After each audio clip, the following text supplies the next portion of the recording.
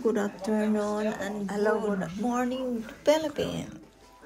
Andito na kami, umuwi na kami galing ng Prince Pass. Ngayon ay ang ganda ng araw, maganda yung weather. Kaso, nagtatanong si Busing bakit ako tahimik. Hindi ako nagsalita.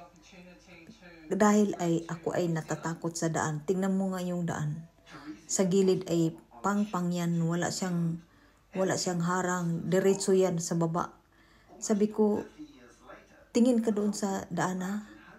Kasi ako ay